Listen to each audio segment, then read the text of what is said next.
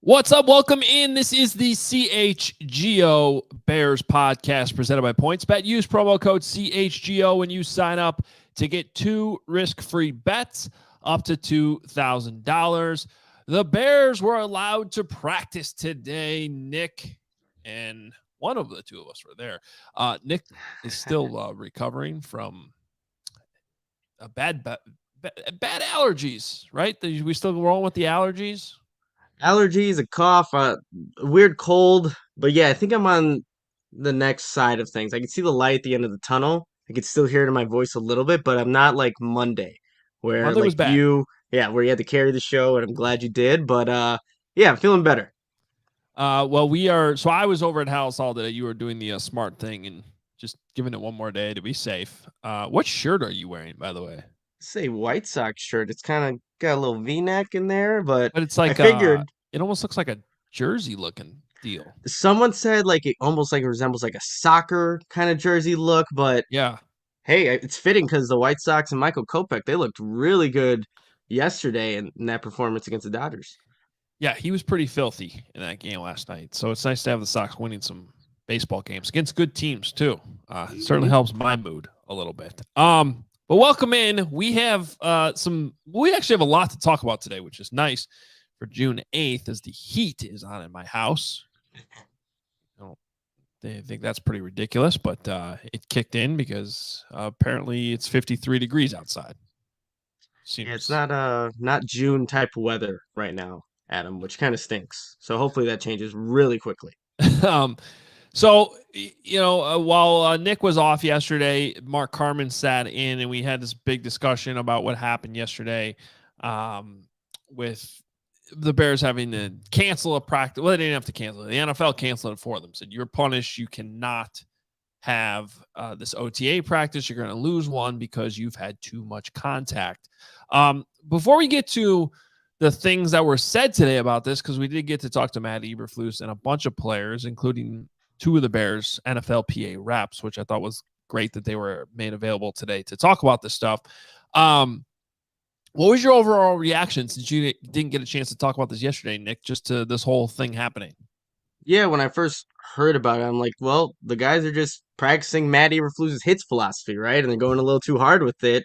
And now, there's certain lines that you can't cross. The NFL jumped in there, and to me, I feel like it's more so like, yes, a lot of the young guys are getting this. This is what it's going to be like at the NFL level, and you got penalized for it. I'd rather them be practicing at this extent than like kind of going half speed, and that leads to injuries, right? So I feel like when I heard about it, they're just practicing what Matt Eberflus is preaching, and they're doing it exactly how he wants it to. Now, obviously, you got to do it within the guidelines. So I wasn't too upset or thinking, oh, the coaching regime's going in the wrong direction or anything like that. But that's kind of how I felt about the infraction that the Bears had, and then obviously not losing an OTA practice.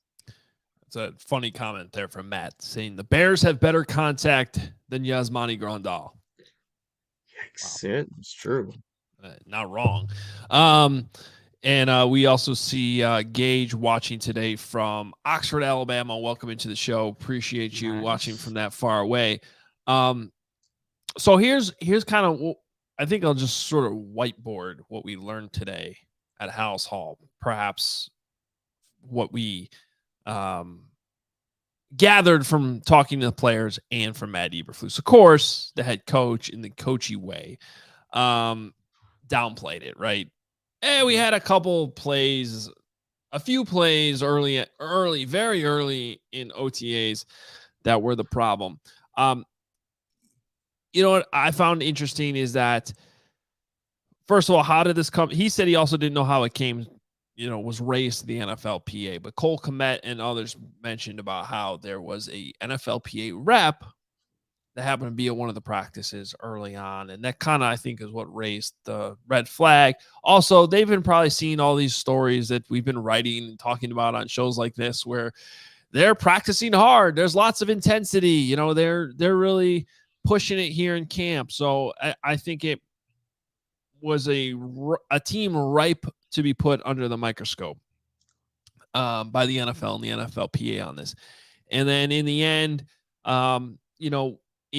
based on Dan Wieder's reporting yesterday, it seems like they were warned, and then maybe some practice film was watched a little bit later, and then they probably found some other plays. But it sounds like, and I actually remember this happening. I honestly couldn't remember if it was the first OTA practice or back at the mini camp they had in April. But the players all seem to be in agreement today that this was an issue of players being on the ground. And that happens. Like, whether you're practicing hard or not, you are going to have practices. We've seen so many over the years where a couple guys are going and you just have guys trip over each other sometimes. And then someone goes down to the ground. And then every coach on the field goes, stay up, stay up, stay up. I mean, it's just a very common football thing that happens. And, it probably happened too much. Probably happened when that NFLPA rep was there. Then they probably reviewed some film, and I actually really liked what Justin Jones had to say today, where he was basically like, it's football, and it's almost like chalking up to some bad luck and bad timing. And I think part of that is probably true. What I want to tackle though is, and I asked Matt Eberflus this, and I asked Cole Kmet this, was, do you think this was a result of like the way practice is structured and the things you're asking the players to do? Or is it players being a little overzealous and just pushing a little bit too far to the point where, a couple guys go down and then you get dinged for it? And I thought the consensus overall, I'm not saying the coaches are completely blameless, Nick, because I do think that this is definitely a result of the hits philosophy and the players trying to buy into the hits philosophy. But in many ways, that's a good thing that they're trying. And I think I didn't sense any ill will from the players, like putting blame on the coaches or being upset, like they're pushing us too much and this is why this came up. So in that regard, like, I don't really think this is that big of a deal. No, I don't think it's that big of a deal either. Excuse me as my voice goes away. You lied. You said you have your voice. Liar. Actually, Adam, you keep talking real quick. Oh, no. Oh, no. He's hurting, guys. See? I mean, what am I going to do with him? I think it's too much contact in the offseason program for Nick right now. Well, it's weird because it's like right when I'm about to talk, it's like, oh, go away. Voice go away. Exactly. You know what's funny about that is that's what happens when you lose your voice. You try to talk and then it's not there. You good, Nick? I think so. Like, unless it's just going to go away again. But it seemed like all the players were kind of explaining how you were, Adam. It's that it's football. And the closer you get to the line of scrimmage, the more people are going to trip over each other. No, it's and by the way, I have my Bears Things column is already up at allchgo.com. If you want to check it out, and I kind of addressed what we learned from this today. But let me see if I can find this quote from Justin Jones, because it's not the one we had ready for you guys, but we have another one too. He said, Justin Jones said, when you're playing O-line, D-line, foot traffic happens. And with that being said, sometimes it just doesn't play in your favor. And that's kind of how we got hit. And like I said, that's okay. Chalk it up to the game.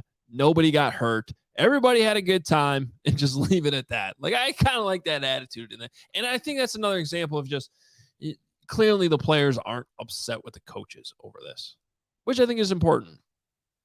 No, it is, because I think when you're trying to implement a new philosophy, like, don't you want to do it at 110%? And it seems like the players are doing that, especially the young guys. That's what Cole Kmet was saying. That was Justin Jones.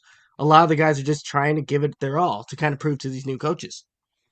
And, Cole Kmet was really good on this. He is the Bears' new NFLPA player rep. So, and he kind of addressed this right away. He said, you got to look at our situation right now. We've got a lot of young guys, right? New coach, new everything. Guys are coming in to prove themselves, including me. So when someone says you're going 100%, you're going 100%. And I think that he and many of the other players took ownership of that. The fact that in between the whistles, you have to follow the rules too. And you got to find that fine line between following this hits philosophy that your coaches are preaching and also being smart about it at the same time. And the other thing I'll say is I think it was very notable that Matt Eberflus said he did not get fined and the Bears did not get fined. Mm-hmm. That to me says that even the NFL was admitting that there was no malicious intent to break well-established rules by the people in charge. They were just doing what their coaches were asking of them, right? And what a lot of Cole Kmet was saying was that these practices will kind of help them moving forward into training camp, right? They know what to kind of expect. So, yeah, no malicious intent, but now I wonder how much that changes things moving forward, right? So I think as the Bears are still trying to find that fine line, they'll have 3 more practices next week, and hopefully they, just stay within the guidelines. Yeah. So,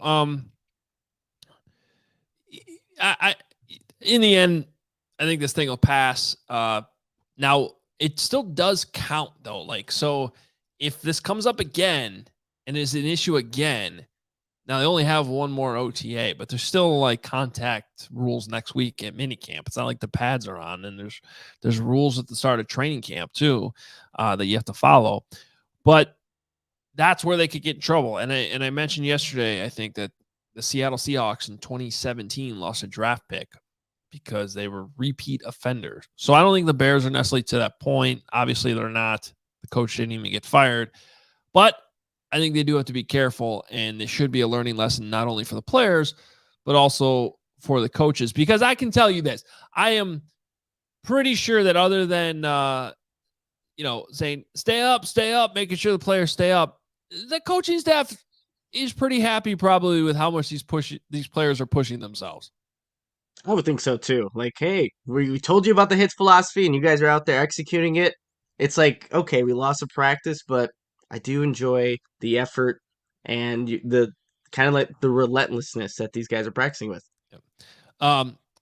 And shout out to Cole Kmet, who was honest about the fact that he was happy he got to play 18 holes of golf yesterday. And I'm jealous that he did not bring me with to Royal Melbourne, which is, of course, Nick, you and I will not be getting on to anytime soon. And he shot an 86, which I'm impressed by too.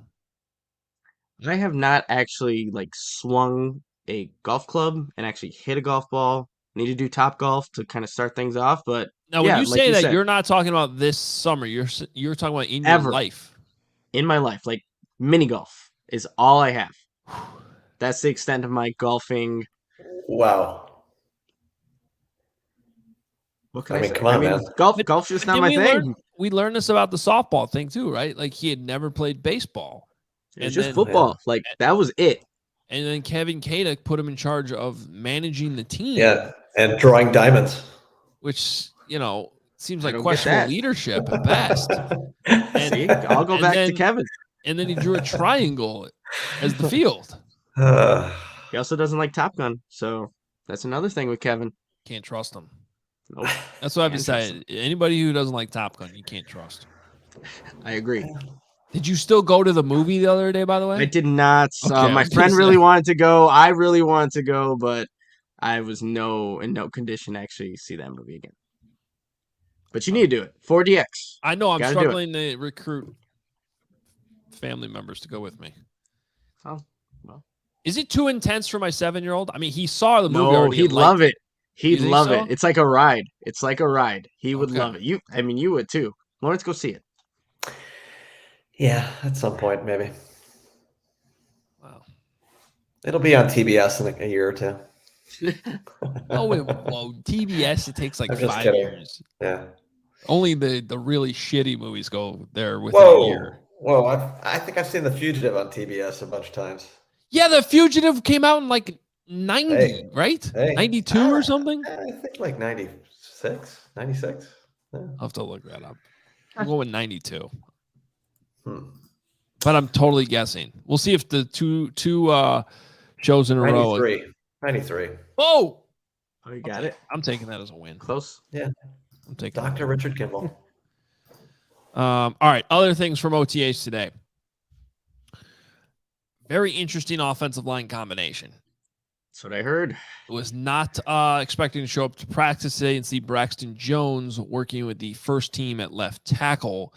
He, of course, is the 5th-round draft pick from Southern Utah, making a huge jump up in competition. And then the other interesting thing was this didn't just mean that Larry Borum went down in the 2s. It actually meant Larry Borum went from left tackle to right tackle, and Tevin Jenkins went to the 2s where he was still playing right tackle. So I will say this. The Bears did tell us that they were going to try different combinations, and that's what Matt Eberflus is chalking this up to today. Not going to put too much stock in it yet. I will be very curious to see what the offensive line looks like next week at minicamp. And then I think that'll give us a better idea of where they might be at starting training camp. Well, I'll say this too. Isn't this a time to kind of explore where, like, offensive line, you don't get the proper evaluation without the pads on. So, hey, Braxton Jones, go play against the first team defensive line, which consists of no Robert Quinn, no Alquandi Mohammed. You have Travis Gibson as like the most established guy. So go check it out. So, I wouldn't when I saw that come out today, Adam, I didn't make too much of it because that's what Eberflus has said. He's going to try different combinations. We saw Jalen Johnson with the 2s. He was back with the 1s. And maybe he's just trying to see the best fit for this offensive line moving forward. And since you can't really get a good indication of what you have until the pads are on, I guess you can get away with having a Braxton Jones be it a left tackle. And you still got to figure out Larry Borum. Like, he's got 1 game at left tackle, really, as his experience. So get him moving around, see where he best fits. But if you're someone who saw that news today, I wouldn't make too much of it. Once we see the pads come on in training camp and start seeing more consistent lines each and every day, then you can kind of make a better evaluation of what Eberflus and the Bears offense is trying to do. Well, yeah, and there's many different ways these things can go, and the one thing I think you want to avoid is a couple situations where you had one guy play one position basically the whole offseason, all the training camp, and then you got to switch them last minute. Like, I believe one of the Cody Whitehair years you had that where he went from guard to center or center to guard, one of the two, with not much practice time. You had the Kyle Long year where you kicked him out the right tackle the week the season was starting, when he had already played a year at guard and then spent the whole offseason training to be guard, and that was his position. And then all of a sudden you're like, okay, you're right tackle. So, my guess is Braxton Jones at least has done something to earn a look with the first. Now, he had been playing left tackle with the backups, which I thought was significant already, like that he had already kind of been slid into that spot. But I'm also at the same time like, these guys aren't hitting. They don't have pads on. Like, what could they possibly be showing to earn this? And then the other side of it, though, is like, well, what if Larry Borum does end up being your best option at right tackle instead of left? Well, you got to get him practice time there. You can't just be like, hey, this is going well, let's keep it this way. And then, because you never know what's going to happen in the preseason. And again, you don't want him to practice at left tackle the whole offseason and then realize, like, right before the 49ers game, actually, we need to play you a right tackle. That would be like one of the worst case scenarios. But now I get my mind kind of envisioning, what if it is like a Braxton Jones at left tackle, Larry Borum at right tackle, and like a Tevin Jenkins at right guard? That the fluctuation there. Only guy that would have some consistency is Borum, who played right tackle last season. Like, that would just be not the best situation to be in for Justin Fields, who's would have a bunch of young guys playing at different positions. But like you said, once the pads come on, we'll get a better indication and see where these guys ultimately line up. And hopefully there isn't that last minute, last week change where you have a different player playing a different position, one that they didn't practice all summer. All right. Well, we got a couple other things we want to bring up from today's OTAs. But first, want to tell you the best way to support CHGO is to download the PointsBet app, use code CHGO when you sign up. And if you do that right now, you'll get 2 risk-free bets up to $2,000. And of course, that's not it. You know that. If you make a $50 more first-time deposit, you'll receive a free CHGO membership, which unlocks all of our web content, including my Bears Things column, which is up right now from today's activities at Halas Hall, and you'll even get a free shirt of your choice from the CHGO locker. Perhaps like I actually am wearing a CHGO shirt today. It is that one, the black one with the sweet logo and the letter CHGO. So again, that's $2,000 in free bets, a free CHGO membership, and a free T-shirt from the CHGO locker. We'll even throw in Nick's voice. You don't want that. You can keep that. Someone already took it from you. All for making a $50 more first-time deposit at PointsBet. Any questions, email pointsbet@allchgo.com, which is Nick's preferred method of communication right now. Is typing. Yeah, that is definitely true. You know what I've noticed, Adam? Like on today's podcast, I think it was Mondays, like you always have the CHGO shirt underneath the hoodie. It's like you're always trying to just take off a layer of clothing here. It's like, what's going on here, Adam? Well, what's going on here is it's June in my head. So I'm thinking, I'm just going to wear T-shirts. And then I walk out of my house and I realize, it's actually fall or March still. I don't know. It's either early spring or late fall in June, and I still need to wear a hoodie. And then I'm like, I'm going to take it off at least when I get to the show, and then I'm still cold because I actually am cold by nature. Like, okay. And when I get a chill in my body, I cannot get rid of it. I know what the solution is then. We just need CHGO hoodies. So let's hopefully that gets in the works eventually here. But I think that's the solution here. Now I have a question for everybody. Do you want to start your day with a competitive edge? A collective yes through the comments. I can hear it now. Strava CBD coffee is a game changer and has helped thousands of people to improve their overall wellness and quality of life. Strava delivers delicious, fresh roasted specialty coffee infused with their organic broad spectrum CBD. And just so you know, CBD from hemp doesn't make you high or hungry, but it does offer real benefits that can help you, like feeling alert and focused without the jitters, living your day more balanced with less anxiety and fewer aches and pains. Plus, including CBD in your daily routine can even help you enjoy more restful sleep so you can wake up feeling at your best. And the best part about all of this, Strava is all about quality. Everything is small batch, fresh, and shipped straight to your door. Strava also offers concentrated full spectrum CBD tinctures for those looking for a more traditional CBD format with a powerful entourage effect of benefits. I see that. Yes, Nick, tell us more. Oh, yep. Here's CBD. Here's the most important part, you guys. CHGO listeners can save 25% off their entire purchase when you use code CHGO25. That's 25% off your entire order at StravaCraftCoffee.com when you use code CHGO25 at checkout. And do you already love Strava? Subscribe and save with the Strava Coffee Club. With Strava, you are in control. Save on your favorite coffees and have them automatically delivered to your home or office on your preferred schedule. All right. Now I need a ruling from Lawrence because I got yelled at the other day for making Nick do the read. So based on where Nick is at now, should he be doing the next read he's supposed to do, or should I just take it? I mean, he was all right. It was definitely better than Monday, that's for sure. Okay. Wasn't a very convincing answer. No, it really wasn't. No, but the next one, I got it. Hopefully. I hope. Yeah, sure. All right. We'll get to that in 20 minutes. Yeah, yes. I'll be prepared to take over. All right, so a couple other things. Justin Jones, since we were talking about him, was talking about playing the 3 technique. And he said, I take pride in knowing what I do. I take pride in knowing what the guy next to me is doing. I take pride in knowing who's behind me and what they're doing. I take pride in knowing the scheme. I take pride in that. That's why Justin Jones, on why he likes playing the 3 technique position. I like this guy so far, Nick. I like what he has to say. I like his attitude. I just hope he could stay healthy, because that seems to be the problem.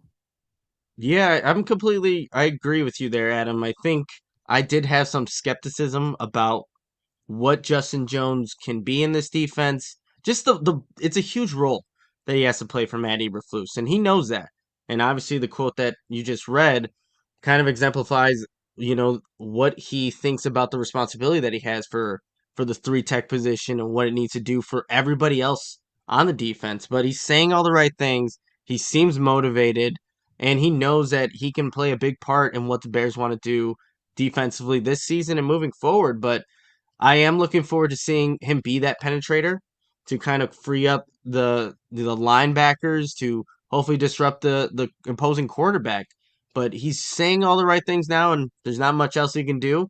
And like him, it's like he needs to be in pads so we can really see what he is about. But he's doing all the right things, Adam, saying all the right things, and I'm looking forward to seeing how much of a disruptor he can be for the Bears defense. All right, now here's the big question. Do I report the truth from today's practice? Oh yeah. Or do our awesome viewers and listeners, Tell us. because last time we got in trouble for this, We did. or they just want me to lie about Justin? Justin yeah. Fields now. Oh, yeah. Justin Fields. I did see the tweets about this too. Bring it. You definitely got to say the truth. Because last time we got in Truth trouble, hurts. Bears fans couldn't handle the truth that day. They couldn't. I think. Let's see. Always report the truth. Shy City Soldier says. Soldier. Yep. Mm-hmm. Yep. Hair Bear says you'll lose either way. It's true. It's just the reality of this. There's going to be days like this, guys, and it's okay. And I don't actually want to even put all this on Fields. Like, I feel like the last time we had this, which was the last day of that mini camp in April, Mm-hmm. it was a little bit more obvious that it was totally the quarterback's fault. The offense was just not good today. The defense was all over the place. I want to give them a lot of credit. At the same time, like, Kyler Gordon wasn't practicing. Eddie Jackson wasn't practicing. DeAndre Houston Carson's become a pretty good depth piece, but he was like, I don't know if it's good when he's flying all over the field making plays on the ball. And there were a lot of throws into questionable windows. Now, I will always throw out this caveat, especially this time of year. It is hard to get too in the weeds on a quarterback's decision-making in May and June, because a lot of times, and I don't even know if this is the case today, but a lot of times the offense coordinator or quarterback's coach will say, throw the ball anyway.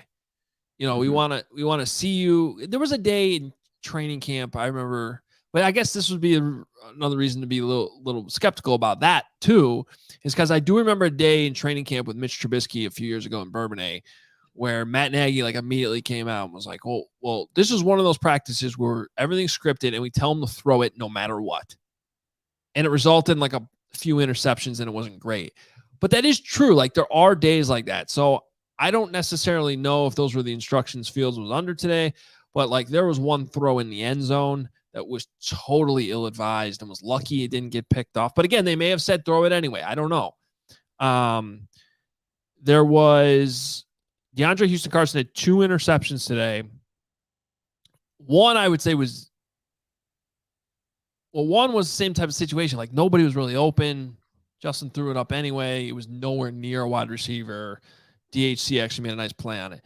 There's another one that Jalen Johnson broke on that it's actually, to be honest, I was standing there with Adam Johns. I said, those are the plays that Jalen needs to start making. It was not the easiest interception of all time, but his hands were on the football, and it would have been a pick 6 had he scooped it up, but he just couldn't hold on to it. Still, it was a nice break on the ball and a good pass defended. And then there was, in the 2-minute drill late, Nick, there was a ball that was, I hate that we can't see any of the tape, obviously, because you always want to see these plays again. But Equimania St. Brown's coming over the middle of the field. They're in one of those situations where it's a 2-minute drill. So I think the defense was purposely vacating the middle of the field because the clock's running down. And the ball seemed like it was high and behind him. And then Equimania's tipped it because he tried to reach back. And that just popped it straight up in the air, and DHC intercepted it. So whether you want to say it was the whole offense, I think that's fair. I didn't see many wide receivers open today. I saw one nice route combination. Well, I probably shouldn't even go into those details, but there was one play where Darnell Mooney was open due to a nice route combination. I'll just say that. But other than that, we can't look at the video, but I think we should really overanalyze this one photo that I found on USA Today. Look at him; he looks kind of sad. I don't know. And that's from today. That's from today. You know what? I think that's a good summary for today's practice for the offense. Yeah. Yeah. Okay. So, all right. Again, this is an OTA recap show. If he had thrown 10 touchdowns, I would have told you that. That's not what happened today. And if you want to spin it and look at it positively, the defense looked pretty good today. Now, Flus did say, and we just got to take his word for it, because we were not at Monday's practice. We were not allowed to be at Monday's practice. They only let us go once a week during OTAs. Next week, we'll be able to go to all 3 for minicamp. But Monday, he did say the offense was great. They had 11 chunk plays, is the way he put it. Mm-hmm.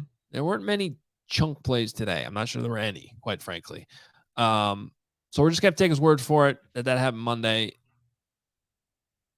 I'm going to choose to analyze this and put a little bit more stock in it come training camp. But would you agree, Nick, that it seems like more days than not that we've been out there, the offense hasn't exactly looked great? I would say that's fair. For the most part, the defense looks to be ahead of the offense. And like you said, there wasn't. It probably should be, too. It should be. It really should be. There wasn't Eddie Jackson out there today, or practicing at least. And Kyler Gordon was in the building, I think how Matt Eberflus put it, but that was it. I actually thought that was concerning that he was there, but not practicing. I mean, because usually that means you're doing side work or rehabbing or something. And we don't know what's going on there. He wouldn't tell us anything more. But if he had been like, "Oh, he had an excused absence and wasn't here," then I'd be like, "Okay." So it's something to monitor next week if he's practicing. I mean, that'll be one of the first things we're looking for, right? Is Kyler Gordon on the field at minicamp? I mean, I'm just going to monitor him every single day, because the first time we saw him in action, he had what, the calf strain or the leg, whatever was going on with him. So first time we saw him, he had limited play. So just definitely have to monitor that. But like I would think most people, you don't take too much stock into a bad offensive performance. I get there's a lot of moving pieces still that Fields and this offense is trying to work out. If it was perfected in OTAs, that would just be an anomaly, to be completely honest. So the fact that they are, I guess, throwing interception, things are not timed perfectly, that's, I think, expected to happen. But it's like we're going to be watching players when they stack practices in training camp. You're going to obviously watch Justin Fields and his offense if they can stack good practices or bad practices. That's where I think you can take more into what the offense actually is and where it could end up being. But like, again, the defense has been ahead so far. Give it in the middle of July when we're there each and every day. We'll then see how this offense is stacking up. Also, and I've said this before, and I said it last time Fields had a rough practice. I don't know that I've seen the guy have 2 bad practices in a row. Now, it's tough right now because we haven't been able to go to all of them. But it still applies, because the next time we saw him, he was good again. And then, we won't be there tomorrow, so we won't know. But next week we'll get 3 days in a row. It'll be interesting to see. I do think that's encouraging that you rarely see Justin have like a string of bad practices in a row. That applied last year too. I felt like that applied during the games too. And he had a tough game. He usually would come back and have a pretty decent one. So, but you still want to try to find that consistency. Everyone's raving about the guy. My thoughts on him are very clear. I think he's going to be good. I do. I still feel that way. It just concerns me a little bit, Nick, when you see the ill-advised throws, like the ones you're like, they just don't throw that ball. But again, I can't accurately bring up that concern today without knowing whether or not like they still want him throwing those balls. And in hindsight, it's probably a question I should ask the head coach after practice. We were a little bit more concerned about everything that happened with practices and yesterday's ordeal and all that. But maybe it's a question more so for Luke Getsy the next time we get to talk to him. So yeah, just like after, if a play is not executed to perfection, they have to extend a play. Do you still want Justin throwing that ball, even if it's, like you said, ill-advised? Like that would be a good indication of what Fields is asked to do when a play doesn't go right, or if things not properly executed. Like still throw the ball anyways. Something can happen. But yeah, I agree. That is a good question to ask. now, personally, for me, I know there's benefits for completing the rep because like if you can get the ball in play, you still get your defenders a chance to get their hands on the ball. Like there's other benefit. You're giving your wide receiver a chance to go get it. For a young quarterback, though, that's just so important. Like I'd rather have him concentrate on if it's not there, throw the ball away. That's just me, though. But then it has the downside of now the ball's not in play. Now those guys don't get that opportunity. For me, with the decision making, because to me the decision making is everything with these young quarterbacks. Like I would want him repping that as much as possible. Play's not there, get rid of it. You know what, Adam? It's like it's interesting. It's interesting dynamic to kind of balance here because I think Justin Fields, and I think you would agree too, is like one of those guys that can extend plays and make things happen when they're not there. But it's whether or not you get into a bad habit of trying to force feed things that really you have no business trying to throw or complete. So it is finding that balance. Like the Bears have to find that balance between going too physical in practice and then find that happy medium. I think Justin Fields needs to find that balance too, whether or not he should extend a play and if he should just live to play another down. So it's all about finding balance in the NFL. Oh, I can't wait till the reps actually matter. So same. We've definitely reached that part of the offseason. Like, can't wait for camp, right? Like, can't wait for the pads to go out. And then you get like a week into that and you're like, oh, I just can't wait for a preseason game where you can actually analyze this a little bit better because they're live bullets. And then you get like, you realize how silly those are.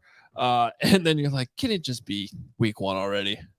We're halfway through the season. It's like, can it be week 18 already when the things are going sour? But yes, and that's how it's going to be. All right, let's talk about today's player grade, which has been dubbed H-War by Lawrence on the show. Give me a drum roll. It is today. Get excited. Caleb Johnson, everybody. Yeah. That's the excitement. Yeah, that's excitement there. Yes. That was okay. Thank you very much. Hey, he's on the roster. He's coming back. He's on the list. He's somebody that we're talking about. Caleb Johnson.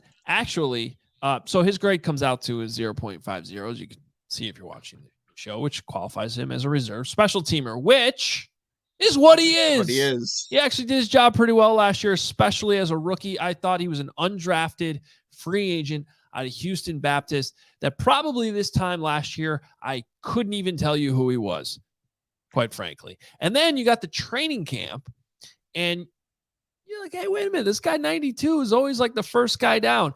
You got to the preseason games, like on punts or kickoffs, and he was like always the first guy down there to the point that he was completely out of control and missing the tackles. However, the first guy down, usually you want him firing and taking a shot because it forces the returner to do something.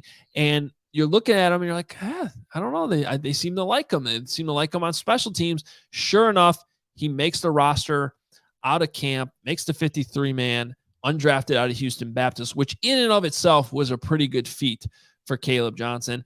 And then throughout the season, he looked like somebody that could help you in that regard on special teams going forward. So I don't know that he's ever going to be more than that, but that's okay with me, as you guys know, with special teams. So he ends up with 7 special teams tackles last season and 1 fumble recovery. And I think given expectations and where he is, it's actually it was a pretty good rookie year for him. Yeah, it was a guy that played 239 snaps on special teams. He played the most on kick return with his 69 snaps. Nice. Yes, yep.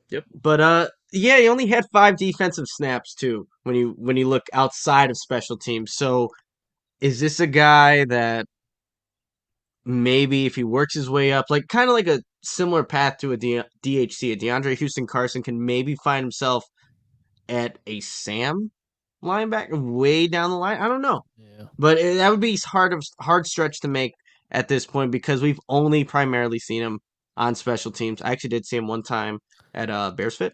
I'm like, who is this? Oh, that's Caleb Johnson. Yes, he's on the team, but that's all we really can go off of. And with By with the high, way, that was just another subtle reminder, everybody, that Nick works out. so I haven't been able to the last 2 days, but I got this, Adam. For people who are watching, just that I don't know what this is called, but when I knew I was feeling sick on Monday, I'm like, oh no, I can't do anything. So I got Is that like a this. wrist? It's like for workout? your forearm. Yeah. You can Well, maybe change I the need that settings on because it. look at me here. Yeah, this would be a good way to re-strengthen the strength in your Yeah, I don't know. wrist and See, forearm. I am under strict orders from my occupational therapist to wear this, not use this at all for like a week. And Okay. and here's the catch: is my occupational therapist is my wife, so I better listen. You have to listen. So Anyway, does it? What'd you do? Did you catch it on the rim? What happened? Yeah, Oh this yeah, was a Duncan. dunking injury. Yep. Yep. Yeah. Mm-hmm. Makes sense. Thank you for that. Can you That's type? exactly. Like, does it hurt to type or anything with the right? Today was tough. You might notice Bears things a little bit shorter than normal. We're doing the old like finger typing thing. Oh yeah. Which is, I don't know how you could ever do that. So yeah, not good. I honestly don't even know what happened. This was like it's still going on from it was Monday. Bothering me. I thought I slept on it wrong, and then I made the mistake. I went and played golf, and then I helped carry this giant canoe last weekend. The neighbors needed help moving it. That did not help. Fun fact: canoes are heavy and big, and they weigh more than they should, which I think is why the kayak now exists, because they're plastic and smaller and they're more fun, quite frankly. So yeah, the canoe was a problem. And then eventually my wife was like, you just got to stop using it. Let it heal. Whatever it is, you just got to let it heal. Yeah, hopefully that works. And once it does. And then next week I'll borrow the gripper. There you go. The gripper. That's what we're calling. Why do you even have that? Because I couldn't do any physical activity for the past 2 days. So I'm like, let me do something while I picked up Ted Lasso and that is a fantastic show. Love it. You just picked up Ted Lasso. I just picked it up. Actually, I just got like a 6-month free Apple TV subscription. I'm like, this is amazing. I haven't watched season 2 yet. I could have binge watched that all yesterday, but I told my girlfriend like I'll wait. So I finished the whole season and I'll just wait there. It's a great show. It's like it took me a while for me to convince my wife to start watching Ted Lasso with me because I'm like,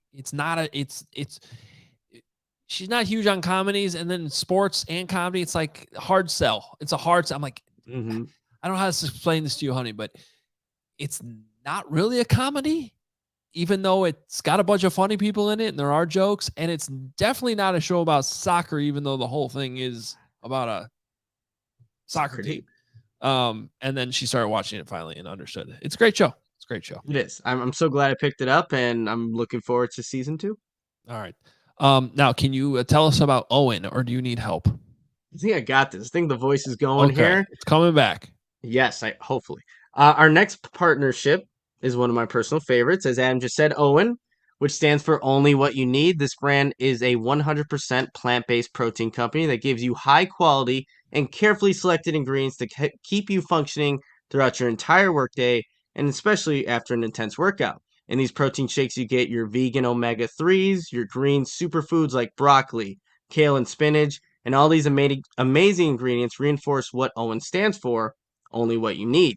I've been using Owen for the last 2 years, and I even got my girlfriend hooked on it. And if you're looking for a recommendation, the Pro Elite Chocolate Shake, Adam, it's my personal favorite.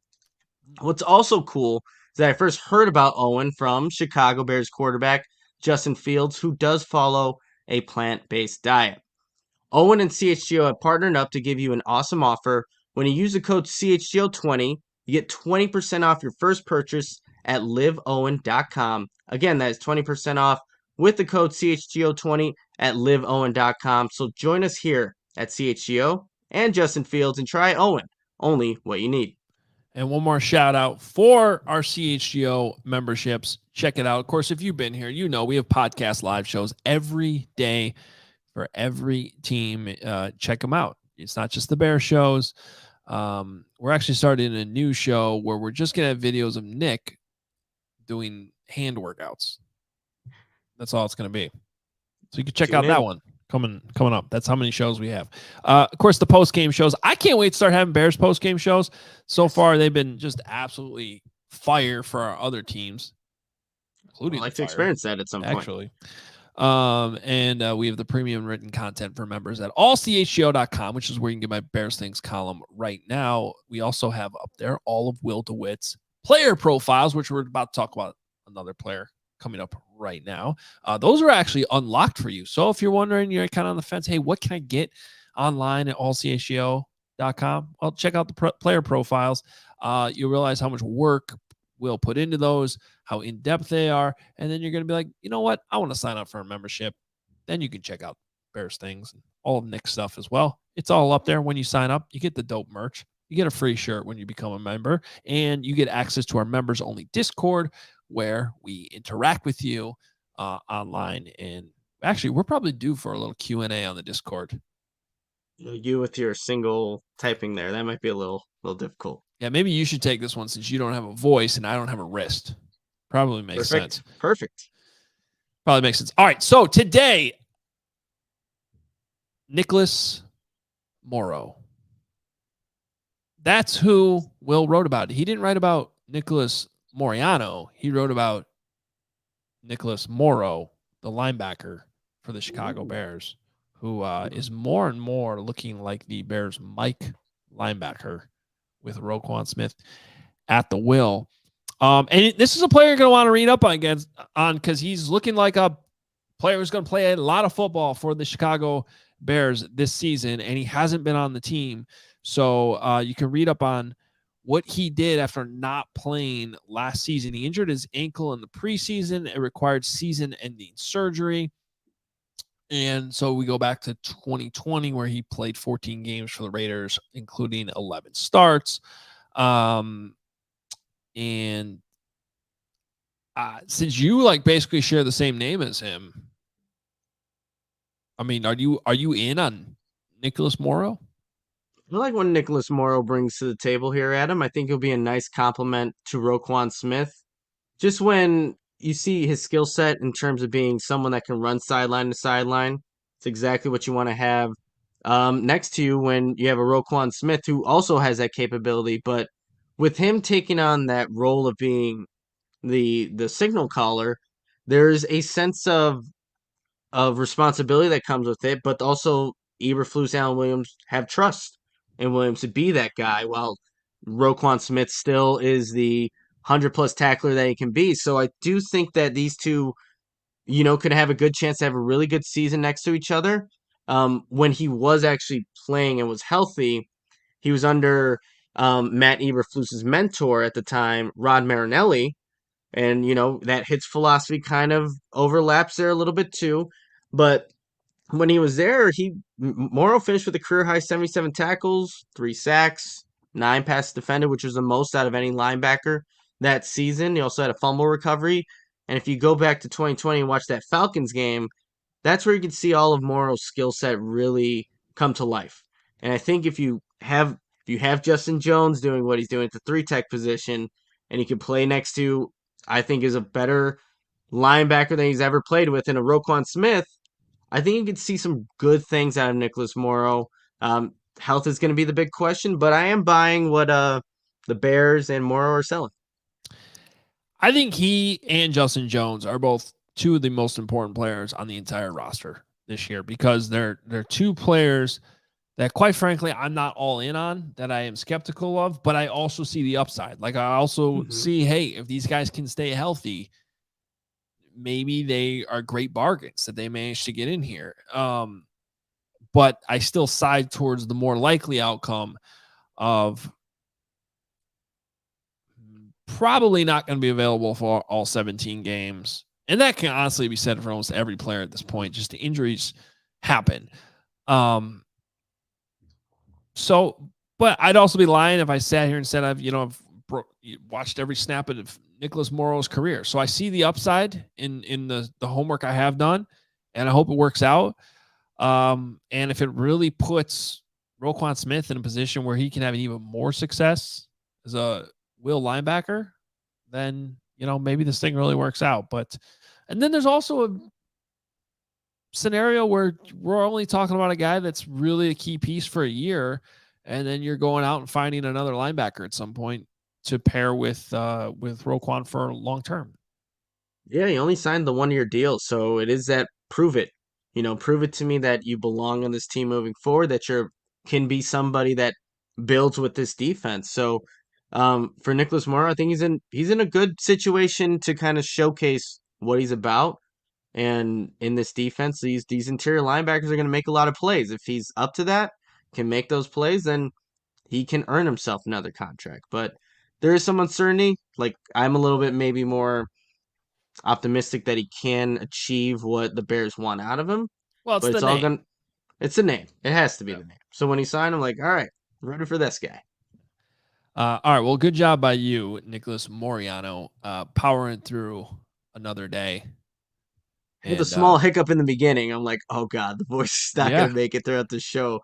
Thank goodness it did. But real quickly, if Lawrence has a capability of bring up Adam Johns' tweet that I sent in there, because what the hell is this animal there, Adam? Hold on. At Hold on. Halas Give me a minute Hall, here. when I go there are these weird creatures that just pop out of nowhere. Yeah, there's weird birds. What is that? What is this? What is that? It looks like some type of crustacean. I didn't know those were even here.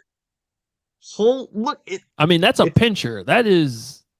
Yeah, that's it's like a crayfish, crawfish, whatever you crayfish. It's basically saying, Adam Johns, get the hell away from me, or you're gonna get these. Yeah. I do like how he's got him out there. He's like, come at me, Johns. Is that a crawfish? I feel like it has too many legs for a crawfish. Crayfish, isn't that what we call them? Crayfish? I don't know, but it's like a lobster.